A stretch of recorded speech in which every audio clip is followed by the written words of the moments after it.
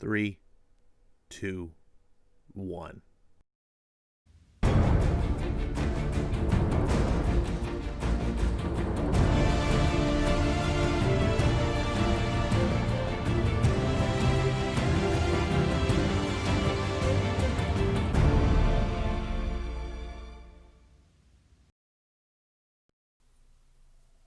What's going on, everyone? It is Wednesday, July 29th, 2020. The pandemic is still going on. Riots are still going on. We're getting ever closer to World War III. And it's New Comic Book Day. It's a good time to be alive. This is a new change up to my videos for Ash Wednesday. I'm putting the kibosh on it. The Ash Wednesday videos, maybe it'll come back sometime, I don't know. But I've decided, since I'm doing the live streaming, that, I don't have stuff to talk about on Wednesdays anymore. And I do all this talk on the live streamings and other stuff. And I think I'm just going to make it more simple, talk about the comic book haul. Originally I was like, I don't want to just do a 5-minute video saying here's some comics, but here I am. I'm flip-flopping like a good politician. Here I am in my car. Here's my burger in a box. Always get your burger in a box. Remember, always put your beef in a box. There's a street right there. So if you hear cars driving by, that's why. I got this cool thing going on. Here's the receipt, by the way. Always show your receipt. In-N-Out Burger. My cashier was Kazu. Look at that. Here's my burger. I got this cool setup going on. I can't pull back. This is about as far back I can pull back. But the cool little book stand that I bought from Amazon, it fits on my steering wheel. Look at that. So we're going to go ahead and look at some comics. But first, we got to unbox a burger. So let's get to that. For those of you who are watching for the first time, you're like, what the hell is some dude fucking unboxing a burger? It's a tradition. What can I say? I guess this is the first episode of the new Comic Book Day videos. I should probably describe. A while back, I got back into comics in 2018. I had recently moved back to California. I didn't have In-N-Out Burger where I was in Colorado for 17 years. I collected comics through the 80s and the 90s. My first full-time job was at In-N-Out Burger. I love In-N-Out Burger. Huge fan of In-N-Out Burger. But I missed it. For 17 years, I was gone. I was out of comics the whole time in Colorado as well. So when I came back, it was kind of, when I got back to comics, doing the whole In-N-Out, it was like a ritual for me. Every Wednesday, I would buy my comic, go to the store, get my comics, swing by In-N-Out, get a burger. When I started doing these videos, I just thought it was a funny thing to be like, I'm going to show off my comics, I'll show off my burger. And now people who've been used to the videos, they actually, they yell at me if I don't show a burger. So here we go. Oh, look at this freaking thing of beauty. Look at this. Ash on food porn. Look at that. That's like almost picture perfect. You don't get this, by the way, at any sort of like regular fast food place. In-N-Out actually cares about your burger. If you ever get to go to In-N-Out, remember, they will make it exactly the way you want. This is how I get my burger. I get double with extra spread, onion. I don't get ketchup, actually. They wrote this down wrong. It's a double with onion and pickle, because those are options. You don't get those normally on your burger, like, by default. And I get extra spread, because I like my burger just sloppy wet. And then I get ketchup on top of the spread. And normally you have to ask for that. You call it a special request, because if you ask for ketchup, they put it on the top bun, and the spread goes on the bottom bun. I don't want that. I want the spread and the ketchup mixed. It sounds weird, but when you try it, you're like, all right. I got a water with extra ice because I picked up at the comic book store this. I don't know if you've ever had this. I tried it. I've had the Coke Zero one. I was like, oh, that's pretty cool. I saw this. I was like, oh, I've never had the regular. I didn't know they did a regular Coke. This shit is the bomb. It tastes like an orange vanilla cream soda, really. It's hardly any Coke flavor at all, but just a hint of Coke flavor. Really good. So I get the water with extra ice so I could have soda. Thanks, In-N-Out.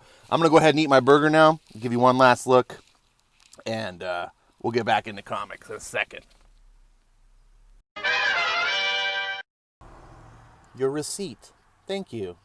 Remember, kids, always show your receipt. This is my receipt for today. Got 6 comics, plus a trade there for $9.99. It's a little foreshadowing of what's to come, plus bags and boards, and then and a soda. So getting on with the show today. I'm backlogged with a bunch of comics because of Diamond, so we're gonna start off with those. They were able to track down Detective Comics 1024 for me. Here it is. This is about as far back as I can pull, so I can't get the whole thing. But I'm really loving Brad Walker's art. I've been a big proponent of Detective Comics since Tomasi came on. It hasn't been, home runs all the time. There's been a couple of filler issues here and there that I was a little disappointed on, but overall, when he does his arcs, like his what was it, the Arkham Knight? He did the Mr. Freeze story. There was even a really cool Spectre crossover one that was really cool. Tomasi has been doing great, and I really like this one. It's a different take on Two-Face, which I like because I'm kind of tired of these old school Batman villains. They've been around way too long, and I've seen people complaining about Court of Owls. I'm like, we don't want to see Court of Owls again. I'm like, do you don't want the new villains? Like, I want more new stuff. I don't want to see these guys that have been around for 60 years just over and over. Oh, here's Batman fighting Two-Face and Joker again and the Riddler and Penguin and Clayface. I want the new stuff. I like Court of Owls, so I'm excited for this. I like the twist that he did with Two-Face to make him slightly different. And then also catching up, I got Justice League Dark. Now, I'm behind on Justice League Dark, so I can't really comment on it. I haven't read any of the Ram V issues. Apparently V is his last name because it just says V. I thought it was like a Roman numeral, like James Tinian the Fourth. I thought this was Ram the Fifth, but I guess not. It's V. So I'm just buying this completely on faith.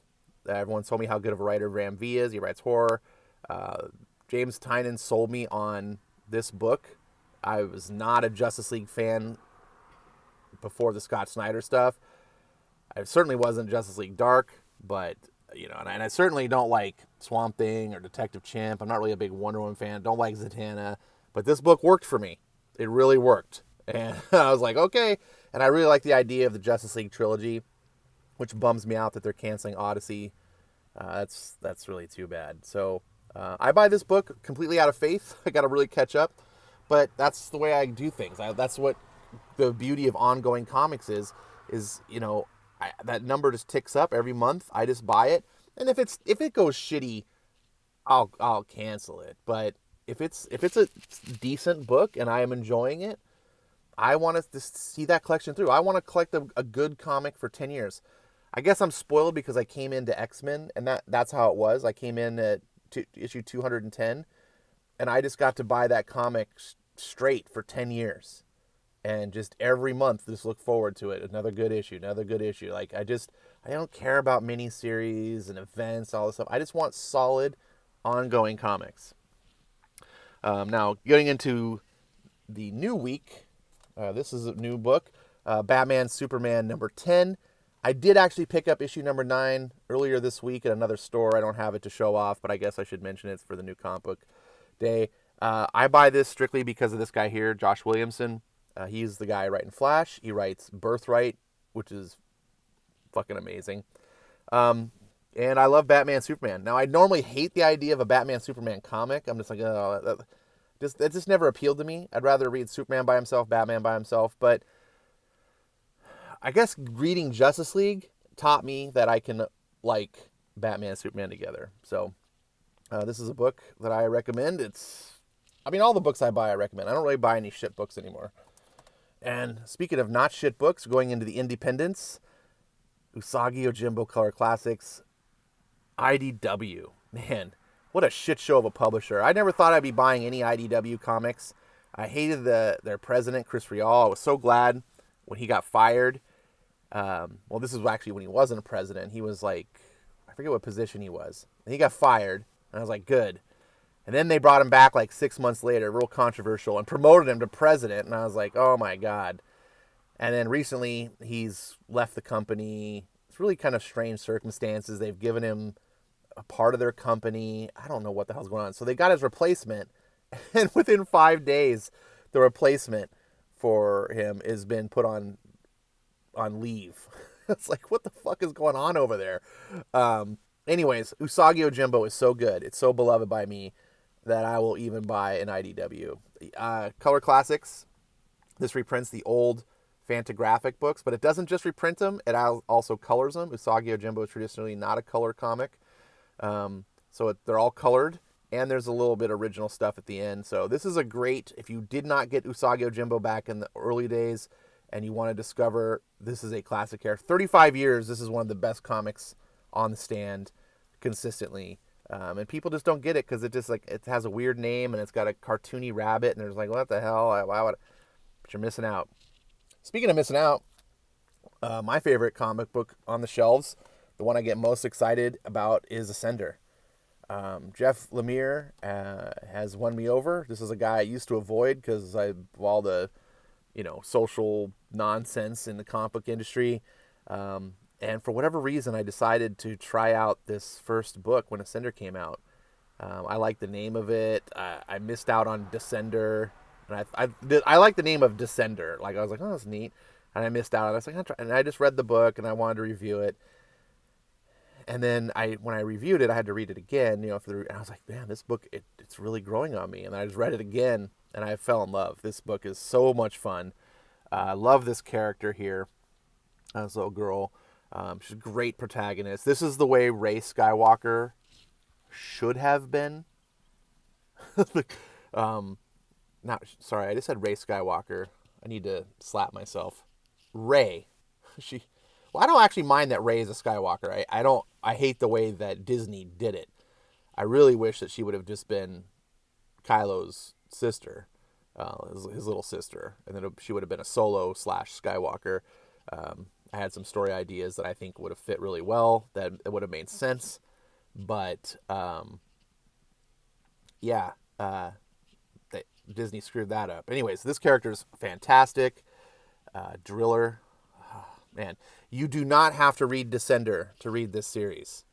You do not. In fact, it's almost like a hard choice. I can't recommend that you read Descender first, and I can't recommend that you don't, because either way is going to give you a different experience. And the best way to put it is like Star Wars, talking about the original trilogy and the prequel trilogy. If you introduce someone new to Star Wars, you could start them on episode 1 and go through episode 6, and they would have a certain experience of the films that would be different, in my belief, if you started them at episode 4, watch them, and then go back and watch the prequels. Descender is like the prequels. I think you might enjoy this book better if you don't read Descender first and you don't know what's going on with some of the stuff. And then when you go back and read Descender afterwards, some of these characters, like this one here, Driller, he appears in Descender. You'll be like, oh, this is where his origin is from and all this stuff. Look at this. Our comeback will be bigger than our setback. So stupid, Diamond. Your comeback is worse than your setback. 4 weeks and I still don't have my books because you screwed over retailers, including mine. You just canceled their orders. DC had to find other distributors because you couldn't do books. You're about to go under. I'm sorry. I don't think Diamond will be around past 2021. I have this strong prediction. I have a feeling more and more people are going to go over to the publishers that DC is using. I think people are just kind of waiting until those publishers kind of get their, things ironed out, all the kinks, the bugs, and then they'll, oh, it's working real good for DC. Oh, we'll jump on too, because not only are they proving to be more reliable, they're also getting the books, the retailers get their books, I believe, on Saturday, and they can release them on Tuesday. So if you're a smaller publisher, being able to release your books before Marvel's books come out, that could be a big advantage before people blow all their money. We'll see. We'll see if I'm right. Blade Runner 2019. This is a book that I got on late on the bandwagon. This was a book recommended by Wes over at Thinking Critical. He was super stoked on it, and I was a little bit skeptical. I was like, really? It's Blade Runner. It's Titan Comics.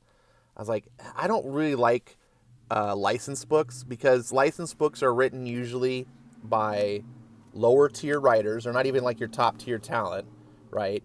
And if Hollywood has a hard enough time with big time writers trying to do sequels and spin-offs and things, how is a small publisher with, D-list talent gonna, like, it's just gonna be like fanfic? And I just like, I'm avoid. I don't like stuff enough that I'll read low quality writing. If some people like fan fiction and they just want more. Like, I love my Harry Potter, I just want to read fanfic. Okay, fine.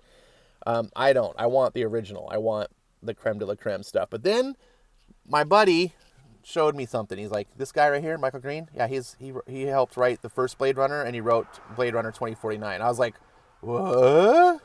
It's like, oh, he's writing this story, and it bridges. Like, I was like, I gotta try this. And so sure enough, I did. And wow, Wes was right. This book is great. The art's pretty good. These are the B covers by Sid Mead. If you don't know who he is a futurist, I believe is what they're called. They're artists that try to imagine what the future will look like.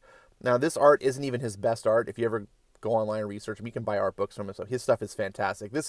I feel like this is some of his B grade stuff that's just like in his archives at the family estate, like let Titan use for publishing. I don't care. Even his B grade stuff's fantastic to me. I want to get all the B covers. I just love Sid Mead. You may not. But finally, the creme de la creme, as good as all these books are,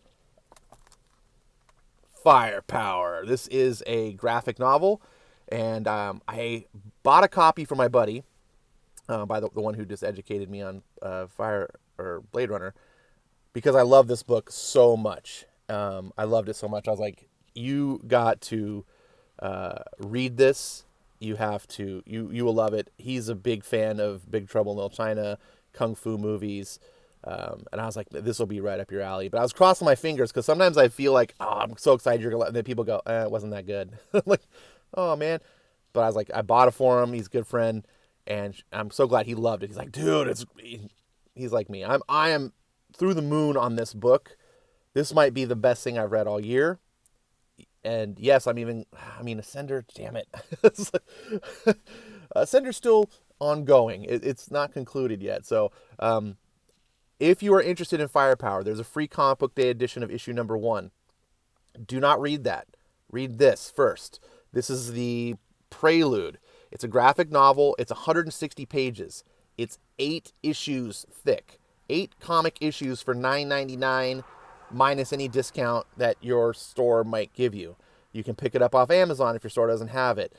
It is worth it. If you want to talk about bang for your buck reading, I love this book. I did a video on it. If you're a little bit, I don't know, you want to know more, go watch my video. I do not spoil the book.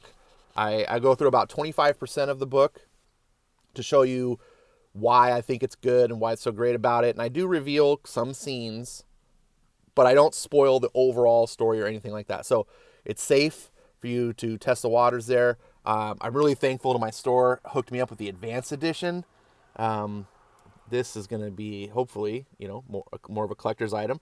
I was going to be happy just having, because I'm a completist. So if I'm going to collect the Firepower comic, I'm going to want this. This is essentially issue number 1, although it's not issue number 1.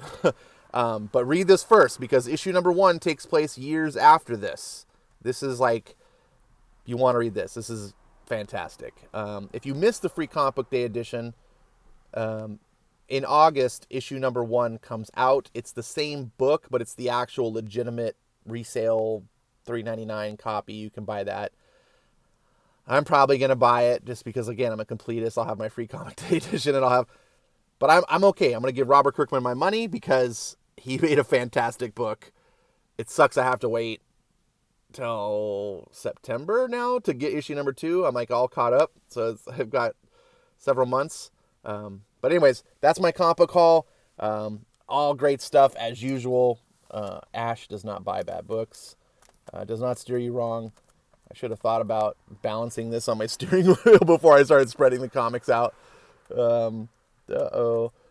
That was a bad idea. So what do you think is going to be the best?